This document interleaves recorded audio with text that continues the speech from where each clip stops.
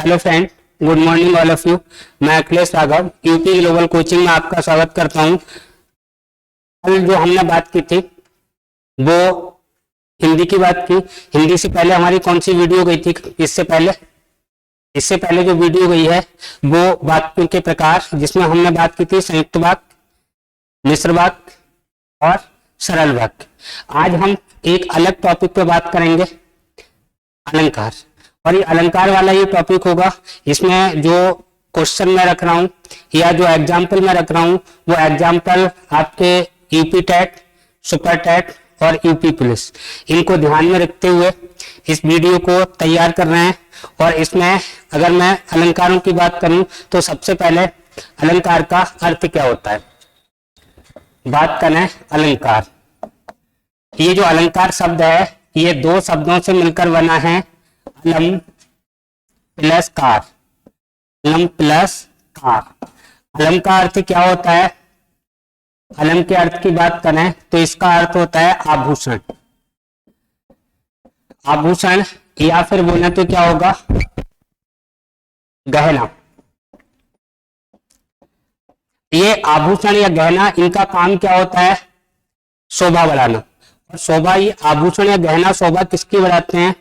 स्त्रियों की बढ़ाते हैं, लड़कियों की बढ़ाते हैं। लड़कों की तो बढ़ाते नहीं है। लड़के तो गहना बहुत कम पहनते हैं, ज्यादा से ज्यादा अंगूठी पहन ली, चैन पहन ली, और इसके अलावा नाक में तो लड़के पहनते ही नहीं है। कानों की बात करें तो पहले के राजा महाराजा कुंडल वगैरह पहनते थे, आज की स्थिति में वो भी कुछ नहीं है। तो शोभा बढ़ाने की जो ज्यादा जरूरत है वो जरूरत किसको है? महिलाओं को। वो जरूरत किसको है? लड़कियों को। अगर आप बात करो शोभा बढ़ाने के लिए सौंदर्य प्रसाधन के साधन, कॉस्मेटिक वगैरह का प्रयोग भी कौन करता है? लड़कियां, महिलाएं। लड़के तो बहुत कम करते भी नहीं है। और वही हमें यहाँ देखना है कि यहाँ पे जो आभूषण या गहना प्रयोग किया जाएगा तो यहाँ हिंदी के संबंध में किसके लिए प्रयोग होगा? ये कविता के लिए, यानी कविता रूपी कामनी, बोले तो कविता रूपी स्त्री के लिए। जो कविता का रूप नहीं है, गद्य जिसको हम कहते हैं, तो उसके लिए तो आभूषण की कोई जरूरत है नहीं। ना तो आज की स्थिति में देखें तो समाज में है मर्दों को जरूरत, और ना ही हम साहित्य की बात करें तो साहित्य में जो गद्य में साहित्य लिखा गया उसमें भी जरूरत नहीं है। जरूरत किसमें है? कविताओं में। और कविता शब्द किसमें आता है? स्त्रीलिंग में। जरूरत किसको है? स्त्रियों को, महिलाओं को। देखते हैं कार का अर्थ क्या होता है? करने वाला। करने वाला। अभी करने वाला, क्या करने वाला? शोभा करने वाला या शोभा बढ़ाने वाला। तो अलंकार की अगर मैं परिभाषा की बात करूं, परिभाषा क्या लिखेंगे? वे कारक या तत्व या शब्द, वे कारक लिख सकते हैं, तत्व लिख सकते हैं, साधन लिख सकते हैं। साधन जिनके माध्यम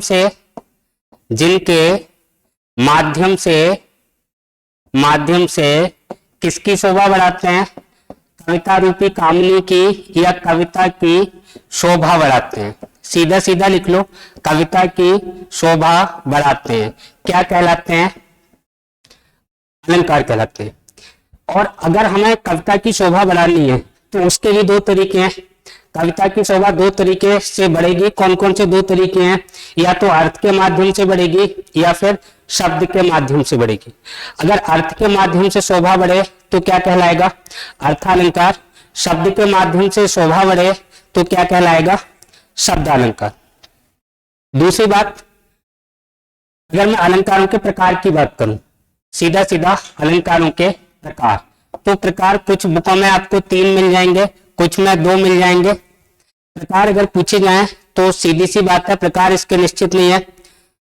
अगर मुख्यतः आपसे पूछा जाए कि कितने प्रकार होंगे तो 2 ही, हिंदी में 2 ही बताने हैं। और 2 कौन कौन से? एक तो शब्दों के माध्यम से शोभा बढ़े तो क्या हो जाएगा? शब्दालंकार। अर्थ के माध्यम से शोभा बढ़े तो क्या होगा? अर्थालंकार। शब्द के माध्यम से शोभा बढ़े शब्दालंकार, और अर्थ के माध्यम से शोभा बढ़ाई जाए कविता की तो क्या कहलाएगा? अर्थालंकार। दूसरी बात, जो अलंकार हम पढ़ रहे हैं इनका थोड़ा साहित्य देख लें, इतिहास देख लें, इतिहास क्या रहा है।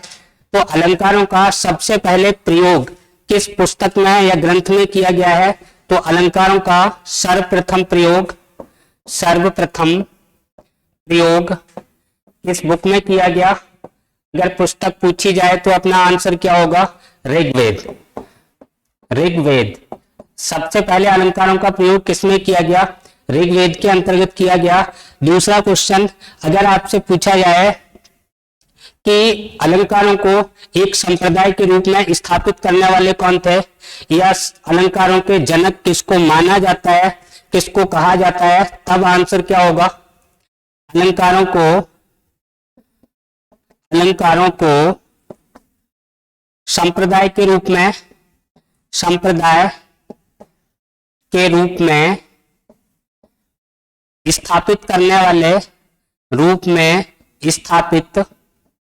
करने वाले या आपसे पूछा जाए अलंकारों के जनक, तो आंसर एक ही होगा। क्या नाम है? आचार्य भामा। क्या नाम है? आचार्य भामा। ये जो आचार्य भामा है, इन्हें अलंकारों का जनक कहा जाता है, अलंकारों को संप्रदाय के रूप में स्थापित करने वाले। ये जो आचार्य भामा है, ये कब के हैं? इन्होंने जो संप्रदाय के रूप में स्थापित किया, ये कब किया? तो आंसर क्या बताओगे? कब किया है? छठी सातवीं शताब्दी में। छठी सातवीं शताब्दी में इन्होंने कोई बुक लिखी। इन्होंने पुस्तक कौन सी लिखी? अगर पुस्तक पूछी जाए आचार्य भामा की बुक का नाम, किताब बोले तो पुस्तक कौन सी लिखी है? काव्यालंकार। इनकी पुस्तक का नाम क्या है? काव्यालंकार। ये जो काव्यालंकार है, इसमें कितने इस बुक में कितने अलंकारों का वर्णन किया गया था? 38 अलंकारों का। इस काव्य अलंकार जो बुक है, इसमें कितने अलंकार थे? तो कितने बताओगे? 38। यानी अलंकारों की जो संख्या है वो फिक्स नहीं है, 200 भी हो सकते हैं, 100 भी हो सकते हैं, 4 भी हो सकते हैं, 6 भी हो सकते हैं, 20-30 भी हो सकते हैं। इनकी कोई निश्चित संख्या नहीं है, और ना ही ऐसा क्वेश्चन कोई पूछा जाएगा कि अलंकार होते कितने हैं। अगर अलंकारों के मुख्यतः भाग पूछे जाएं तो दो ही बताने हैं। अर्थालंकार, जहां अर्थ के माध्यम से कविता की शोभा बढ़ाई जाए, जहां शब्द के माध्यम से कविता की शोभा बढ़ाई जाए, क्या कहलाएगा? शब्दालंकार। देखो, इसके बाद की बात करें हम, इसके बाद एक और आचार्य हुए हैं, मुनि हुए हैं, जिनका नाम क्या है? भरत मुनि। अगर हम भरत मुनि की बात करें तो भरत मुनि ने कौन सी पुस्तक लिखी? भरत मुनि, इन्होंने जो पुस्तक लिखी है, बुक लिखी है, इसका नाम क्या है? नाट्य शास्त्र। इसके अंदर कितने इन्होंने अलंकार बताए थे? नाट्य शास्त्र में 4 अलंकार बताए। 4 कौन कौन से थे? उपमा, रूपक, यमक और दीपक। कितने अलंकार बताए थे? 4। उपमा, रूपक, यमक और दीपक। 4 अलंकारों का वर्णन नाट्य शास्त्र में जो किया, वो किसने किया था? भरत मुनि ने। और ये कब किया था? प्रथम शताब्दी में, पहली शताब्दी में जो बुक लिखी गई नाट्य शास्त्र, किसके द्वारा? भरत मुनि के द्वारा। इन्होंने कितने अलंकारों का प्रयोग किया? 4 का, उपमा, रूपक, यमक और दीपक। अब हम जो शुरू करने जा रहे हैं वो शब्दालंकार को शुरू करते हैं, और सबसे पहला प्रश्न यही बनता है कि शब्दालंकार होते कितने हैं? शब्दालंकार, अगर मैं शब्दालंकार की बात करूं तो इनकी कितनी संख्या बताओगे? शब्दालंकार कितने होते हैं? तो फिर वही बात, संख्या फिर निश्चित नहीं है, लेकिन बुकों में जो आंकड़ा दे रखा है, बुकों में जो प्रकार दे रखे हैं, वो मैं बता दे रहा हूं। किसी बुक में मुख्यतः जो ज्यादा मिलेंगे वो आपको 5 मिलेंगे, लेकिन मैं आपको जो करवा रहा हूं वो कितने करवाऊंगा इसमें? शब्दालंकार होते कितने हैं? तो ऐसा क्वेश्चन पूछना मुश्किल है, नहीं पूछा जाएगा। और अगर पूछा जाए तो मोस्टली किताबें ज्यादातर जो बता रही हैं, जो संख्या दे रही हैं, ये नहीं कह रही है कि प्रकार 5 होते हैं, उन्होंने ये लिख रखा है कि मुख्यतः 5 प्रकार निम्न हैं। तो कितने प्रकार हैं ऐसा तो वो भी क्लियर नहीं कर रही। ज्यादातर किताबों में 5 दिया है। क्वेश्चन जो पूछे गए हैं वो 6 प्रकार के अलंकारों से, शब्दालंकार से पूछे गए हैं और मैं 6 की बात करने वाला हूं।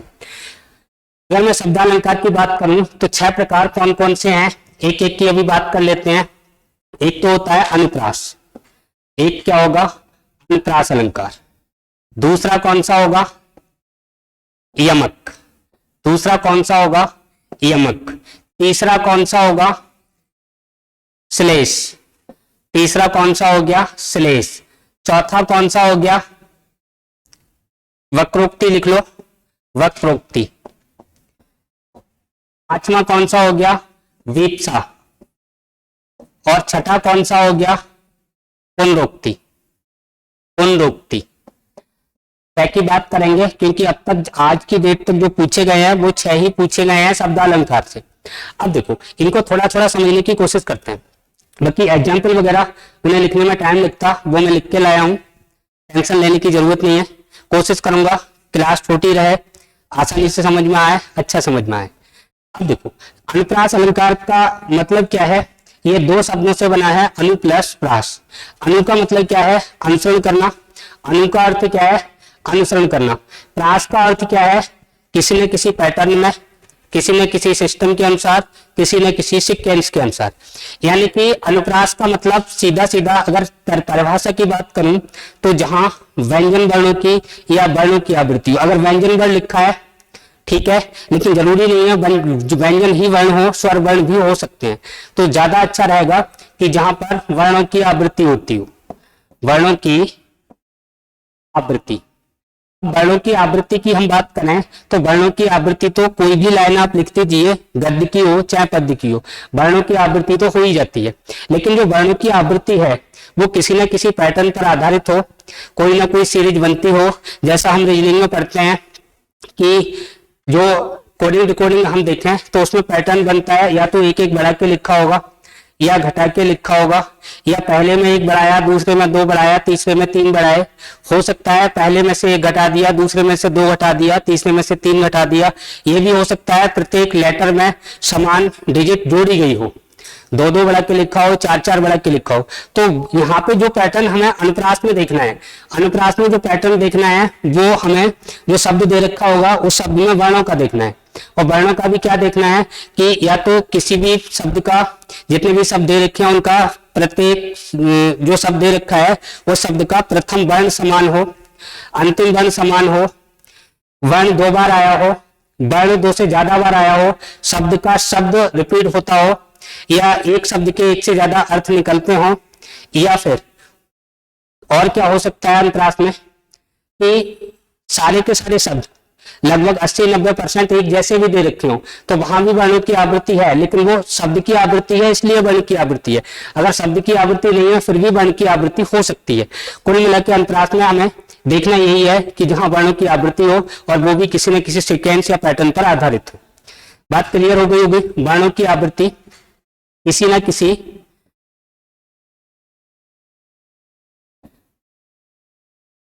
किसी पैटर्न पर आधारित हो, बस इतना ध्यान रखना, पैटर्न पर आधारित हो। क्या कहलाएगा, क्या कहलाएगा, अनुप्रास अलंकार। अगर मैं बात करूं अनुप्रास के भेद, चलो इसको अभी मैं दिखा रहा हूं आपको।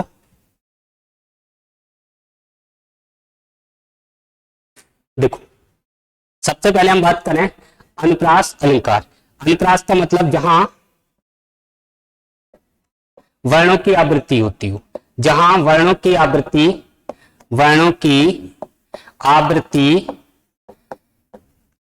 किसी पैटर्न पर होती हो, किसी पैटर्न पर आधारित हो।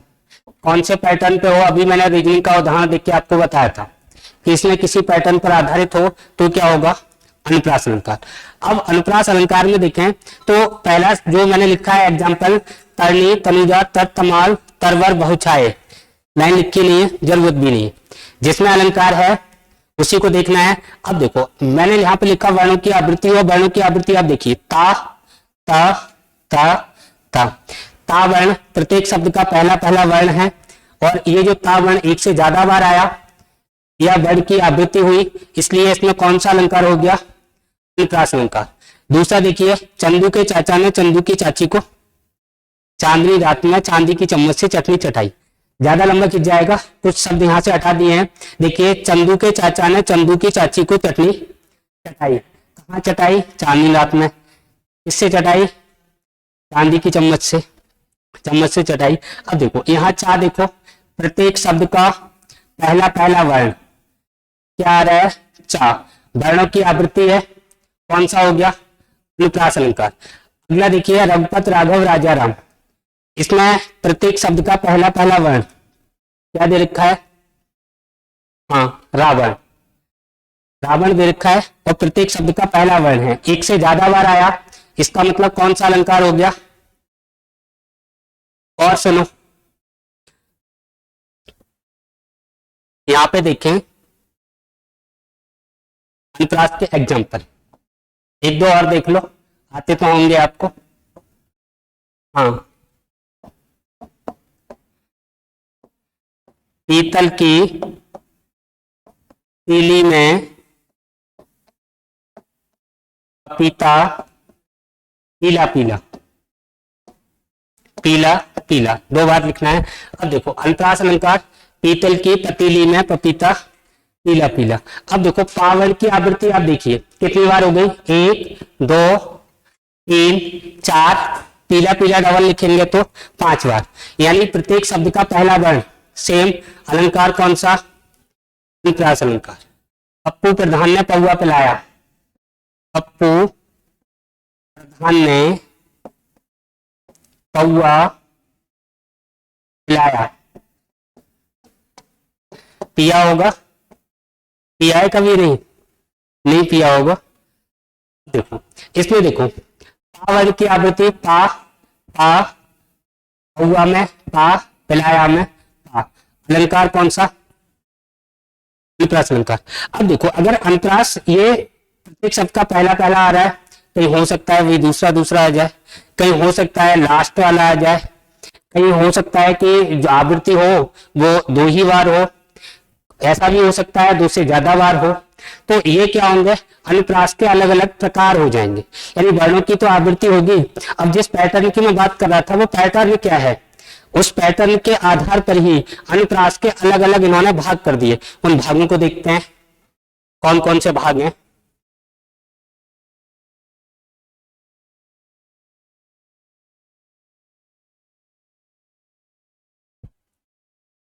है इसमें? नहीं है?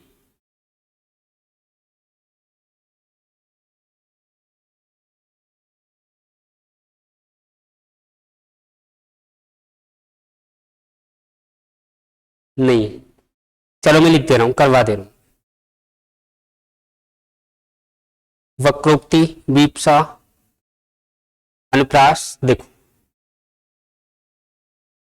अनुप्रास अलंकार के भेद कितने भेद हैं, कितने प्रकार हैं?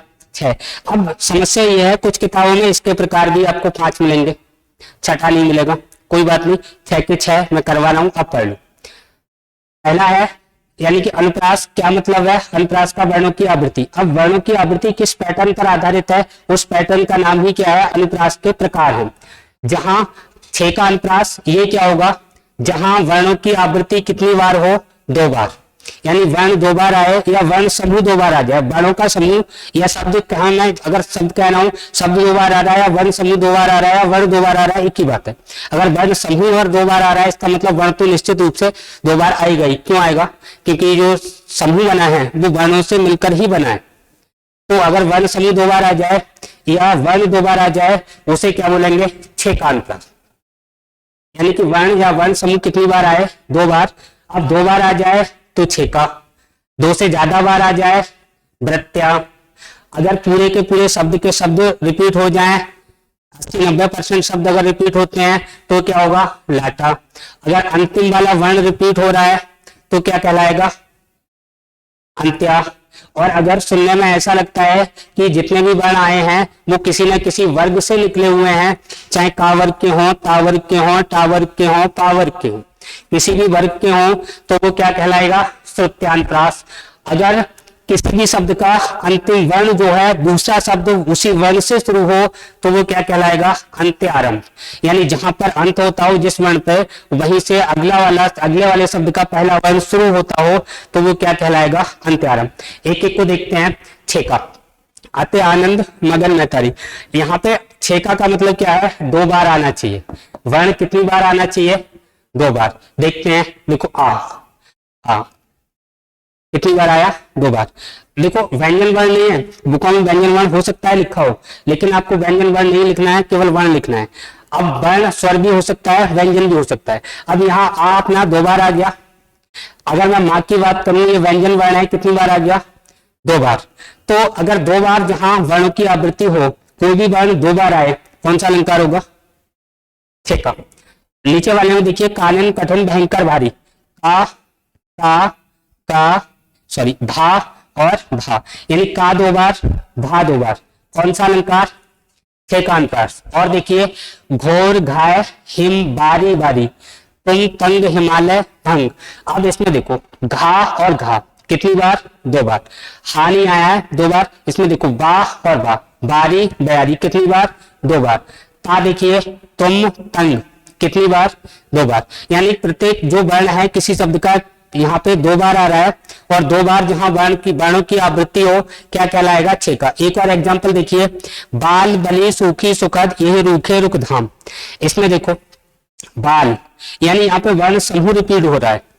मैंने लिखा वर्ण या वर्ण समूह 2 बार आए, तो वर्ण समूह अगर आ रहा है तो वर्ण तो निश्चित रूप से आना ही आना है। वही देखिए, आपको वर्ण ध्यान रखना है, काम चल जाएगा। वर्ण समूह याद ना रखो, कोई दिक्कत नहीं है, वर्ण 2 बार आए इतना ही काफी है। देखो, बा आ गया, यहाँ भी बा आ गया, सा, यहाँ रा और रा, कौन सा अलंकार हो गया, छेका अलंकार। दूसरे की बात करना है, मैंने कहा वृत्त्यानुप्रास। अब वृत्त्या का मतलब क्या है, जहां जो वर्ण जो आ रहे हैं वो 2 से ज्यादा बार आ जाए बस। जैसे चंदू के चाचा ने चंदू की चाची को चांदी की चम्मच से चटनी चटाई, अनुप्रास तो है। अनुप्रास का कौन सा प्रकार है, वृत्त्यानुप्रास।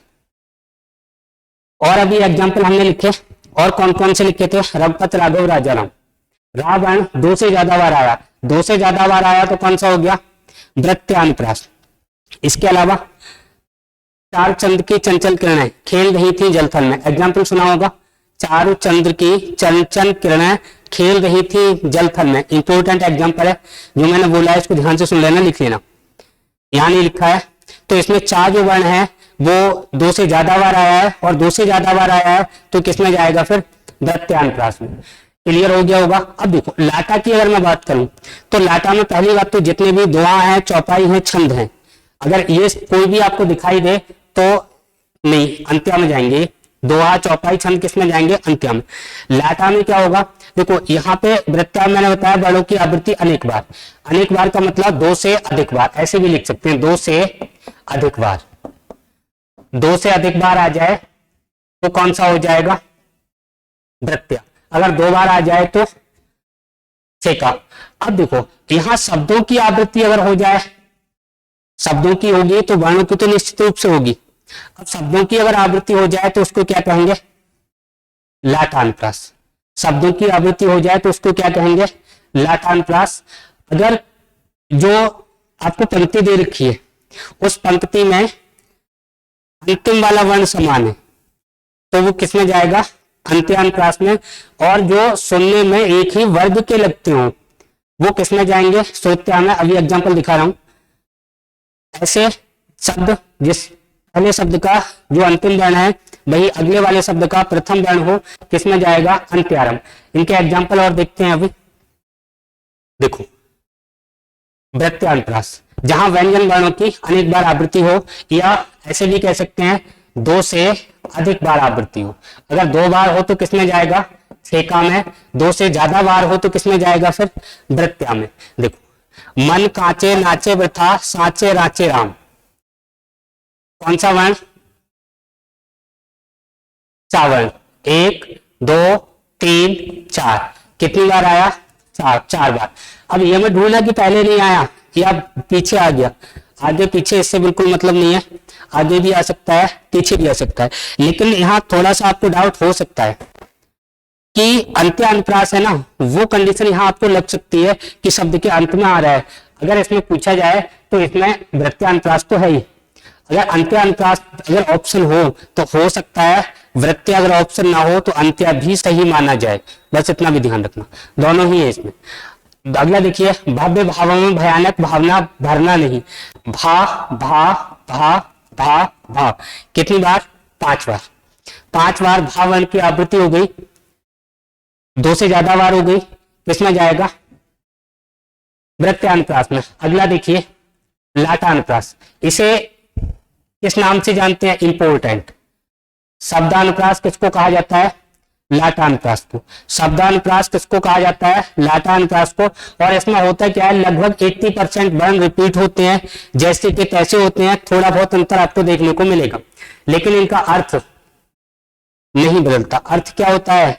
सेम रहता है। कैसे रहता है उसको देखो, पूत कपूत तो क्यों धन संचय, पूत सपूत तो क्यों धन संचय। आपको यहाँ पे अंतर कहाँ दिख रहा है? देखो का और सा में अंतर दिख रहा है, बाकी कहीं भी कोई अंतर नहीं है। 99% दोनों ही पंक्तियां लगभग एक जैसी है। यहाँ पे जो कवि है वो कवि क्या कहना चाह रहा है? कवि इस पंक्ति के माध्यम से बताना चाह रहा है कि धन को किसी भी कंडीशन में इकट्ठा नहीं करना चाहिए। पैसा, संपत्ति, धन, इसको इकट्ठा नहीं करना चाहिए। क्यों नहीं करना चाहिए वो ये बता रहे हैं। भाई साहब क्या बता रहे हैं कि अगर आपका पूत कुपुत्र है, कपूत है, बुरा है, जुआरी है, शराबी है, अय्यासी है, मजे लेने वाला है, तो कितनी भी संपत्ति आप इकट्ठी कर दो, सब हवा में उड़ा देगा, पानी की तरह बहा देगा पैसे। पैसे इकट्ठा करने से ऐसे लोगों को क्या फायदा कि जिनका जो लड़का है, पुत्र है, वो ठीक नहीं है, चाल चलन ठीक नहीं है। दूसरा ये कह रहा है कि अगर आपका पूत सपूत है, इंजीनियर बन गया पढ़ लिख के, डॉक्टर बन गया पढ़ लिख के, मास्टर बन गया पढ़ लिख के, प्राइमरी में टैट सुपर टैट में जॉब ले ली तुम्हारी तरह, तब तो बहुत अच्छे है। उस आदमी को भी पैसा इकट्ठा करने की क्या जरूरत है? वो खुद इकट्ठा कर लेगा, उसे भी पैसा इकट्ठा करने की जरूरत नहीं है। ये कभी इन लाइनों के माध्यम से बताना चाहता है। अब देखो सारे के सारे वर्ण रिपीट हो रहे हैं। दूसरी बात, अर्थ इनका कहीं बदल नहीं रहा है, सिर्फ इतना कह रहा है कि धन संचय नहीं करना चाहिए और कंडीशन क्या क्या है, क्यों नहीं करना चाहिए, वो बात बताई गई है। तो इसमें कौन सा हो जाएगा? लाटानुप्रास। अगला देखें, तीरथ ब्रज साधन कहाँ जो निस दिन हर गान। तीरथ ब्रज साधन कहाँ बिन निस दिन हर गान, यानी कि यहाँ पे सारे के सारे वर्ण जो और बिन केवल इतना बदला हुआ है, बाकी सब एक जैसा है। तो इसमें भी अपना कौन सा अलंकार हो जाएगा? लाटानुप्रास। इसके आगे अगर हम बात करें अंत्यानुप्रास, अंत्यानुप्रास में क्या होगा? जहां अंतिम वर्णों की तुक मिलती हो, तुक बनती हो। कैसे बनती हो? इसमें देखें दोहा, चौपाई, छंद, सब ये सब तुकबंदी वाले होते हैं, और अंत में तुक जो बनती है वो मोस्टली अंत में बनती है, ये भी ध्यान रखना। लास्ट में जैसे जय हनुमान ज्ञान गुण सागर, जय कपीस त्रिलोक उजागर, तुकबंदी कहाँ हो रही है? अंत में। अगर कोई दोहा आपको लगे, चौपाई लगे, छंद लगे, क्या बता दोगे? अंत्यानुप्रास। ठीक। अगर अगला देखो, कहत नटत रीझत मिलत खिलत लज्जात। पार्टी में गए, किसी के सामने बैठे हो, किसके सामने बैठे हो? तुम खुद होशियार हो, खुद समझ रहे हो किसके सामने बैठे हो। और ये क्या कहना चाह रहा है? जो सामने जो बैठी है वो पहली बात तो कह देती है, फिर नालोट कर जाती है, मना करती है, फिर रीझती है, और जब मिलती है तो हंसती है, और जब शर्म आती है तो नजरें झुका लेती है, लज जाती है। ये बातें जो इस लाइन में कही गई हैं, तो इनमें भी कौन सा अनुप्रास है? अंत्यानुप्रास। दूसरी बात, अंत्यानुप्रास अगर ऑप्शन ना हो, ऐसी कंडीशन में कौन सा होगा? वृत्त्यानुप्रास। दोनों ही है, मोस्टली यहाँ हमें अंत्यानुप्रास बताना है, और अगर वृत्त्या भी आप लिख दोगे वृत्त्यानुप्रास, तो ये भी अपना क्या है? सही है। ठीक। ऑप्शन दोनों एक साथ नहीं आएंगे, तो एक ही आएगा, और अगर दोनों आ गए तो दोनों में से कोई सा कर देना। स्थिति वही होगी जो आए दिन होती है, कोर्ट में क्वेश्चन जाते हैं और बाद में उन पर कॉमन अंक दे दिया जाता है। जो कंडीशन इसमें फॉलो हो रही है उनके आधार पर बता रहा हूं कौन सा अलंकार इनमें होगा, कौन सा हो सकता है। एक ही लाइन में एक से ज्यादा अलंकार हो सकते हैं, और इसके अंदर कितने हैं? 2 अलंकार हैं। कौन कौन से हैं? एक तो अंत्यानुप्रास, और दूसरे की बात करें तो वृत्यांतरास। अगला देखें श्रुत्यांतरास। सुनने में अधिकांश वर्ण एक ही वर्ग के लगते हो। ये वर्ग क्या होते हैं? जैसे का वर्ग आपने सुना होगा। का वर्ग में कौन कौन से आते हैं? का, खा, गा, घा और अगर ता वर्ग की बात करूं तो ता वर्ग में कौन से आएंगे? आ, था, दा, धा और ना। पा वर्ग के भी आ सकते हैं, किसी भी वर्ग के आ सकते हैं।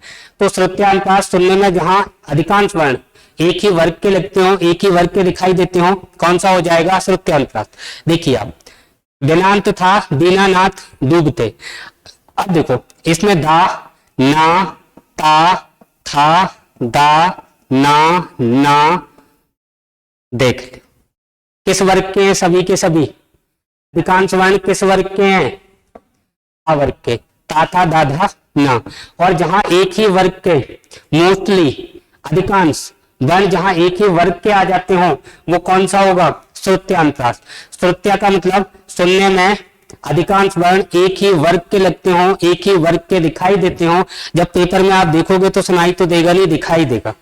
तो देख लेना, अगर सुनने में आपको लगता हो, कोई बोल के बताता हो तो सुन के बता ही दोगे एक ही वर्ग के लग रहे हैं नहीं लग रहे हैं। लेकिन वो बताओगे कब? जब तुम्हें वर्ग पता हो तभी तो। जिसने आज तक वर्ग नहीं पढ़े वो थोड़ी बता देगा। तो वर्ग भी आपको साथ में ध्यान रखने हैं। चा वर्ग के हो सकते हैं चाचा जाझा, आ वर्ग के हो सकते हैं टाठा डाढ़ाना, आ वर्ग के हो सकते हैं पापा बाबा माँ। किसी भी एक वर्ग के एक जैसे लगते हो, कौन सा हो जाएगा? श्रुत्यांतरास। अगर मैं बात करूं अंत्यारंभ, ये दो शब्दों से बना है, अंत प्लस आरंभ। अंत प्लस आरंभ, इसका मतलब क्या है? यानी कि जो पहला शब्द है, प्रथम शब्द है, इस शब्द का क्या होना चाहिए? अंत जिस वर्ण से हो। ये दूसरा वाला जो शब्द है, सेकंड शब्द है, इसका प्रारंभ, प्रारंभ किससे होना चाहिए? इस शब्द का जो अंतिम वर्ण है। पहले शब्द का अंतिम वर्ण, दूसरे शब्द का प्रथम वर्ण। जैसे कि ये नियम आपने एक जगह और पढ़ा होगा, संधियों में पढ़ा होगा। संधियों में पढ़ा है, क्या पढ़ा है? पहले शब्द का अंतिम वर्ण दूसरे शब्द के प्रथम वर्ण से मिलकर जो विकार या परिवर्तन उत्पन्न करता है, उसे हम क्या कहते हैं? संधि कहते हैं। तो वही है, यहाँ संधि तो नहीं है, लेकिन सिर्फ ध्यान रखना है, यहाँ मिलेगा भी नहीं। यानी कि प्रथम शब्द का जो अंतिम वर्ण है वही सेम दूसरे वाले शब्द का प्रथम वर्ण होगा। जैसे प्रिय तमे में घन घोन खरे। अब प्रिय तमे में मे आया, ये शब्द का पहले वाले शब्द का अंतिम वर्ण है और दूसरे का प्रथम भी क्या है? मे। इस मेघ का अंतिम वर्ण घा है और अगले वाले का पहला वर्ण भी क्या है? घा। इसका अंतिम वर्ण क्या है? ना, और इसका अंतिम दे नहीं रखा है, केवल दो ही जगह ऐसा दिया है, प्रियतमे में घनघोर रहे। तो इसका इससे बन जाएगा घनघोर रहे।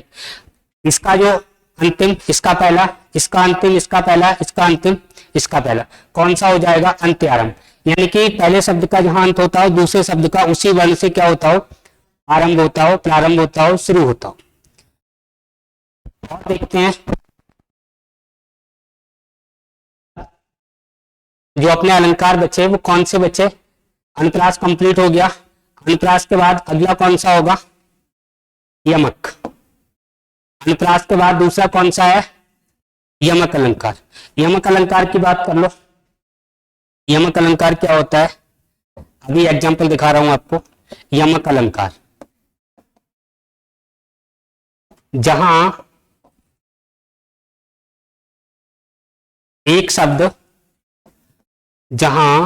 एक शब्द एक से अधिक बार आए, एक से अधिक बार आए और प्रत्येक बार अधिक बार आए और अर्थ अलग अलग हो, अर्थ अलग अलग हो, अलग अलग हो। कैसे हो? देखो,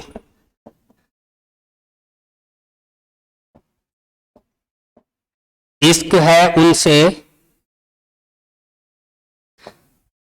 तो उनके पीछे जाओ, उनके पीछे जाओ, हम हूं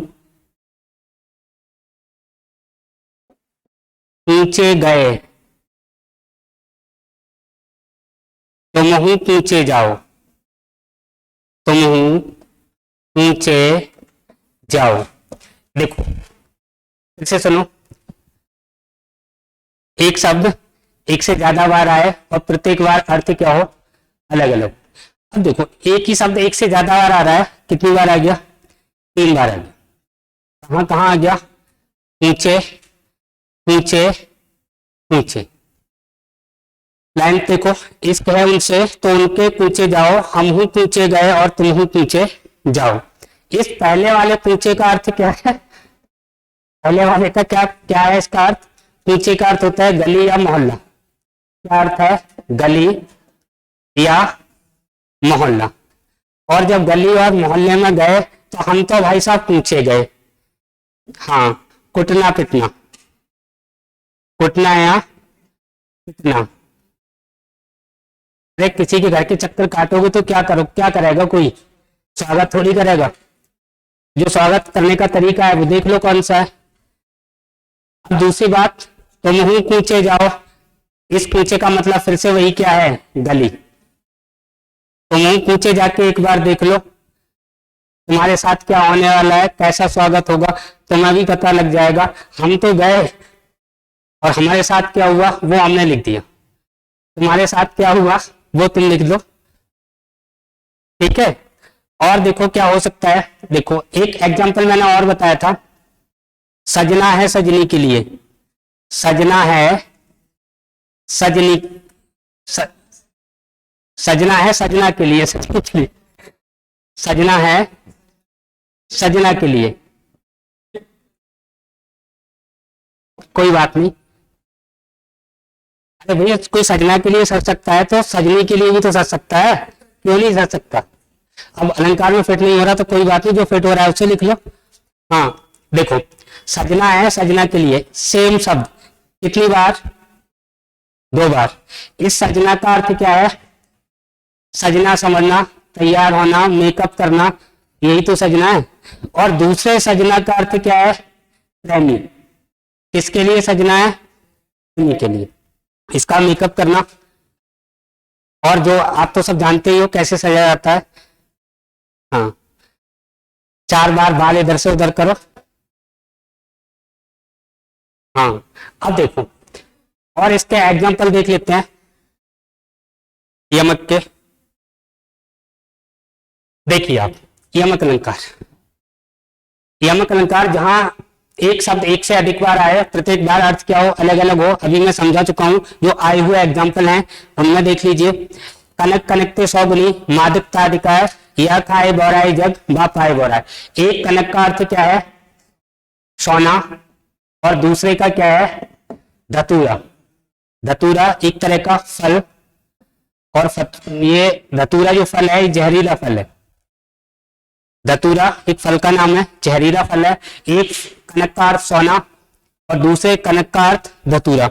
यानी कि जिस प्रकार से आदमी धतूरे को खाने से बौरा जाता है, उसी प्रकार से आदमी को अगर सोना ज्यादा मात्रा में मिल जाए, बहुत बड़ी मात्रा में मिल जाए, तो आदमी बौरा जाता है। शब्द एक है और एक शब्द 2 बार आया, प्रत्येक बार अर्थ अलग अलग। अलंकार कौन सा, यमक। अगला देखिए, माला फेरत जुग भया फिराना मन का फेर, कर का मन का डार दे, मन का फेर। कभी ये कहना चाह रहा है कि माला फेरते हुए, माला जपते हुए युग हो गया, युगों से माला फेर रहे हो, लेकिन तुम्हारे विचार, मन का जो फेर है वो नहीं फिरा, मन के विचार नहीं बदले, सोच नहीं बदली। यानी माला फेरत जग भया फिराना मन का फेर। इस मन का फेर का मतलब क्या है, विचार, सोच। यानी कि इधर लिख दे रहा हूं, सोच या विचार।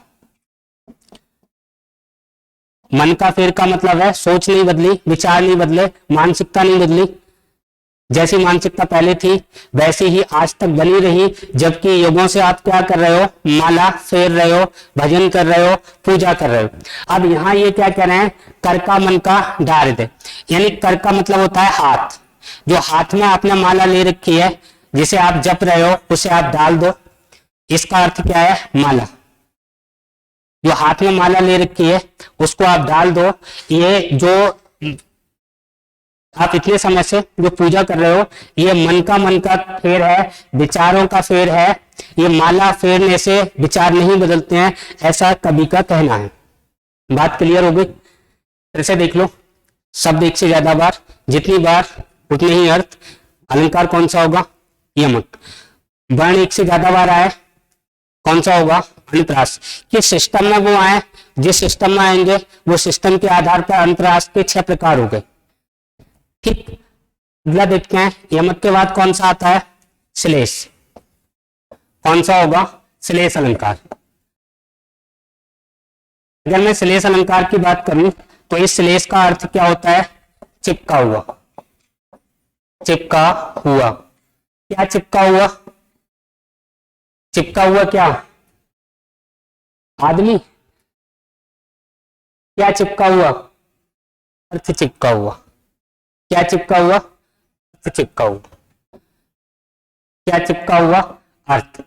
जहां ऐसा शब्द जिसमें एक से ज्यादा अर्थ चिपके हुए हों, वो कौन सा अलंकार होगा? बताओ। श्लेष अलंकार। जैसे हाँ, रात कली एक ख्वाब में आई।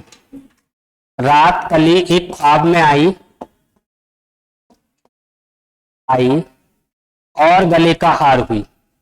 और गले का हार हुई। देखो भाई साहब, यहां पे जो कली शब्द मैंने लिखा है, 2 अर्थ हैं कली के, और 2 अर्थ कौन कौन से? एक तो कली आप जानते हो, फूल की कली, फूलों की कली। दूसरी कली कौन सी? स्त्री या लड़की। यानी रात कली में, हाँ, रात कली एक ख्वाब में आई और गले का हार हुई। कली का मतलब यहाँ पे आप फूल की कली से मतलब आप माला से ले सकते हैं। ये जो माला है, एक में आपको कोई माला डाल रहा है, नहीं डाल रहा है? सपनों में, सपने तो ऐसे देख ही सकते हो कि कोई रात में ही माला डाल दे, सोते पे ही माला डाल दे। सपने देखने में कुछ थोड़ी जा रहा है। वैसे तो हमारे कर्म इतने अच्छे हैं कि लोग हो सकता है रोज माला पहना है और पहना रहे हैं। अब किसकी पहना है वो बात एक अलग है नहीं? तो यहाँ ऐसा ख्वाब देखा जा रहा है कि ख्वाब में एक कली आई है और गले का हार हो गई। गले का हार का मतलब फूलों की कली, जो फूलों का हार होता है वो है, गले में पड़ा है, या फिर कोई लड़की वो गले में पड़ी है। तो गले में पड़ने का मतलब, लड़की गले कैसे पड़ती है वो तुम्हें पता होगा, ज्यादा मुझे जानकारी है नहीं। फूलों का हार कैसे पड़ता है वो मैंने आपको बता दिया। दूसरी बात, और इसके एग्जाम्पल क्या हो सकते हैं? हाँ, श्लेष अलंकार के और एग्जाम्पल बताओ। हाँ चलो देखो, श्लेष अलंकार जहां शब्द एक अर्थ अनेक, एक शब्द एक बार आए, अर्थ एक से ज्यादा बार आए। जैसे एक शब्द अर्थ अनेक, रहमन पानी राखी बिन पानी सब सून, पानी गए ना उबरे मोती माने चून, सुवरन को खोजत फिने कभी बेचारी चोर। देखो फटाफट, इसमें अगर मैं बात करूं, कौन सी बात? रहमन पानी राखी बिन पानी सब सून, पानी गए ना उबरे। देखो यहाँ पानी जो शब्द है इसके कितने अर्थ हैं? 3। पानी के कितने अर्थ हैं? 3। किस किस के संबंध में? मोती। मोती के संबंध में पानी का अर्थ क्या होगा? अगर मैं मोती के संबंध की बात करूं तो यहाँ पे अर्थ क्या है पानी का? चमक।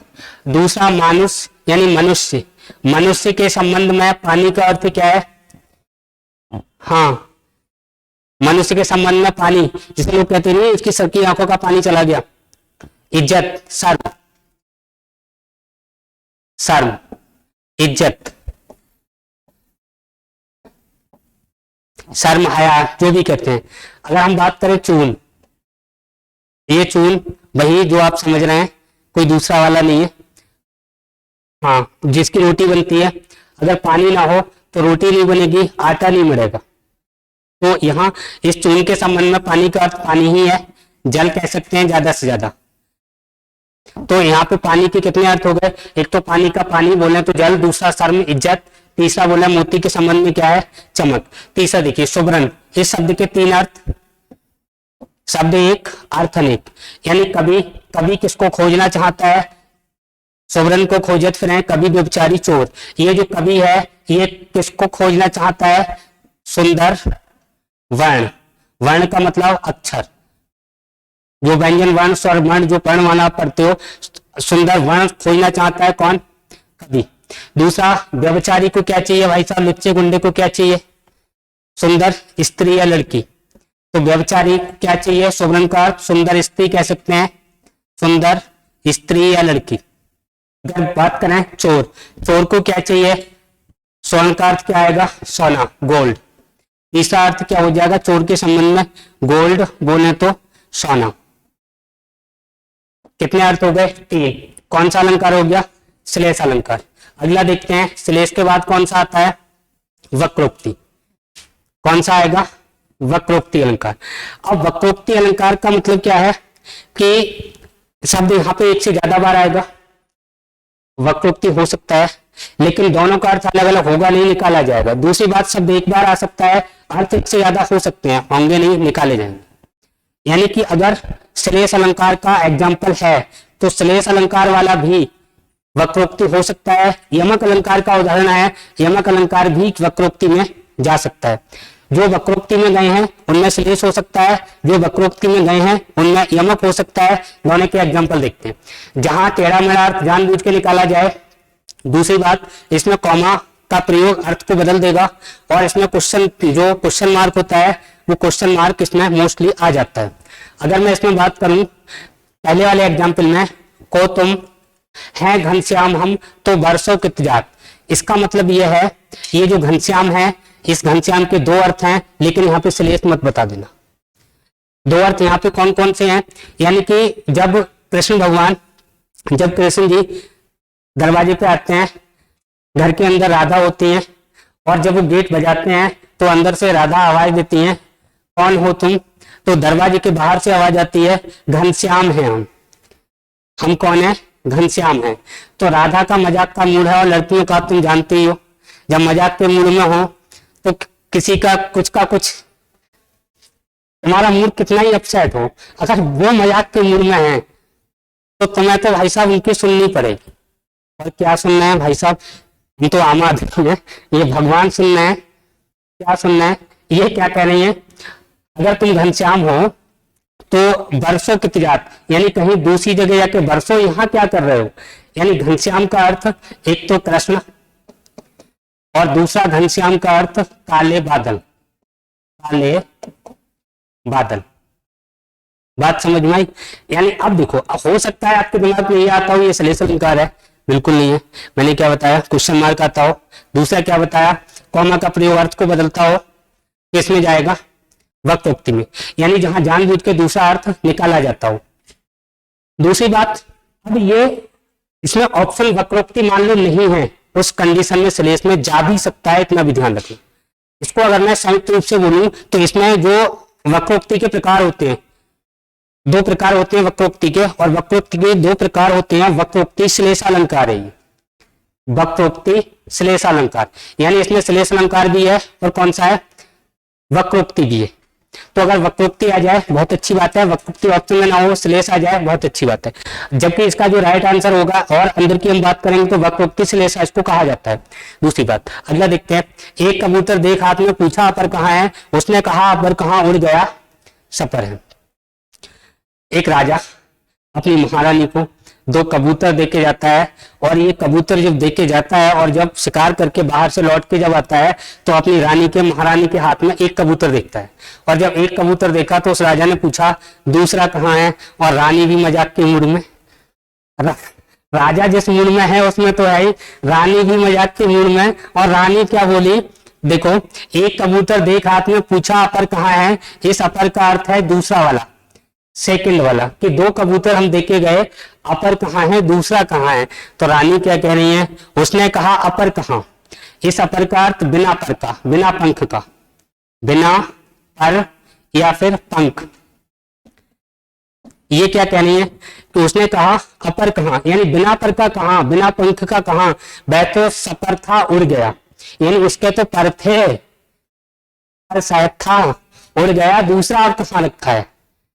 बात क्लियर हो गई। अब देखो शब्द एक से ज्यादा बार, शब्द एक से ज्यादा बार, लेकिन इन दोनों का अर्थ मजाक के वे में दूसरा निकाला गया है, दूसरा अर्थ इसमें है नहीं, निकाला गया है मजाक के वे में निकाला है, टेढ़ा मेढ़ा अर्थ निकाला है, और इसीलिए इसमें क्या आ जाएगा, वक्रोक्ति। अगर वक्रोक्ति ऑप्शन में ना हो तो यूनिट लगा देना, दोनों के अर्थ अलग अलग है। बात क्लियर हो गई।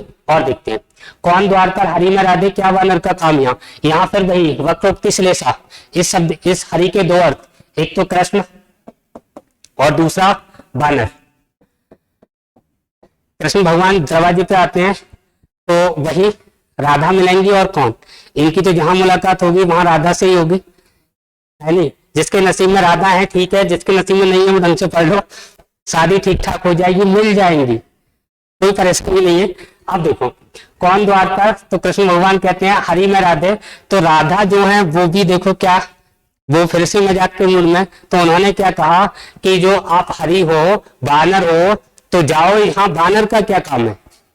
वही शब्द एक, अर्थ एक से ज्यादा, दूसरा अर्थ जानबूझ के निकाला, कौन सा हो गया, वक्रोक्ति श्लेषा। अगला देखते हैं, यहां से भागना मत पढ़, यानी भागना नहीं है, क्या करना है तुम्हें, पढ़ना है। कॉमा का प्रयोग अर्थ बदलेगा, दूसरा कॉमा अगर यहां से हटा के यहाँ पे लेके आए तो यहां से भागना मत पढ़, यहाँ पे ये क्या कह रहा है कि पढ़ने की जरूरत नहीं है, भाग जा यहाँ से। इसी तरह ये अगला वाला रोको मत जाने दो, यहाँ हमने कॉमा लगा दिया, ये कह रहा है रोक लो, जाने मत दो, जबकि यहाँ क्या कह रहा है, रोको मत जाने दो, यानी रोकना नहीं है, जाने दीजिए। ये कौन सा हो गया, वक्रोक्ति, जहां जानबूझकर टेढ़ा मेढ़ा अर्थ, दूसरा अर्थ निकाला जाए, वक्रोक्ति अलंकार होगा। अगला अगर हम देखें तो वक्रोक्ति के बाद कौन सा आएगा, दीप्सा अलंकार। दीप्सा में जहां मनोभाव प्रकट किए जाते हो, मन की भावनाओं को प्रकट किया जाता हो। अब मन की भावनाएं, जो मन में विचार आते हैं, मनोभाव आते हैं, उनको विचार प्रकट करने वाले शब्दों का प्रयोग अगर आपको मिल जाए तो क्या कहोगे उसे, दीप्सा अलंकार। जहां वैराग्य की भावना हो, जहां मनोभाव को प्रकट किया जाए, मनोभाव को प्रकट करने वाले महत्वपूर्ण शब्द मैंने लिख दिए हैं, राम राम आ जाए, छिछी आ जाए, देखो देखो आ जाए, हाय हाय आ जाए, चल चल आ जाए, हाँ चुप चुप आ जाए, गुप चुप मत कर देना, हाँ चुप चुप आ जाए, तो क्या कहलाएगा, दीप्सा अलंकार। जैसे एग्जांपल देखते हैं, चिता जलाकर पिता की, हाय हाय में दीन, नहा नर्मदा में हुआ, यादों में तल्लीन। शब्द क्या आ गया, हाय हाय। कौन सा अलंकार होगा, दीप्सा। लास्ट और देख लेते हैं, कौन सा बचा, पुनरुक्ति अलंकार। जहां किसी शब्द की बार बार क्या हो, आवृत्ति होती हो, जहां कोई शब्द बार बार रिपीट होता हो, और ये जो बार बार जो रिपीट होगा ना, वो मोस्टली कहाँ होगा, पंक्ति के अंत में, पंक्ति के लास्ट में। अब पंक्ति के लास्ट में देखो, मनमोहन आइए आइए आइए, विश्वास है आएंगे मनमोहन। दूसरा, उजरे इन भवनन को सजनी, सुख पुंजन छाई है छाई है छाई है। 3 बार रिपीट हो रहा है, यहाँ भी 3 बार रिपीट हो रहा है, तो बार बार अगर पंक्ति के अंत वाला शब्द रिपीट होता हो तो कौन सा होगा, पुनरुक्ति, यानी कि पुनः उक्ति जिसकी होती हो। पुनरुक्ति शब्द का अर्थ क्या है, पुनः क्या होती हो, उक्ति होती हो। उक्ति का मतलब बार बार किसी बात को कहा जा रहा हो, तो क्या कहलाएगा, पुनरुक्ति कहलाएगा। अगला, घनश्याम प्रवालक सखियां, अखियां सुख पाई हैं पाई है। ये घनश्याम को सुबह से सखियां लख रही हैं, देख रही हैं, और जैसे ही घनश्याम आएंगे तो अखियां सुख पाई हैं पाई हैं पाई, यानी कि लास्ट वाला शब्द 3 बार पुनरुक्ति हो गई, और पुनरुक्ति हो गई तो अलंकार कौन सा हो गया, पुनरुक्ति अलंकार हो गया। आज मैं इस क्लास को यही फिनिश कर रहा हूं, कल अर्थालंकार करेंगे। और इस वीडियो को आप इतना समझें, ढंग से पढ़ लिया आपने, देख लिया आपने, तो आपको अलग से कहीं पढ़ने की मेरे विचार से जरूरत नहीं होगी। बड़े अच्छे से इसको पढ़ना, क्वेश्चन आपके छूटेंगे नहीं। जहां से जितने भी क्वेश्चन पूछे गए हैं सारे क्वेश्चन इसमें रखने का प्रयास मैंने किया है। ठीक है, थैंक यू, धन्यवाद।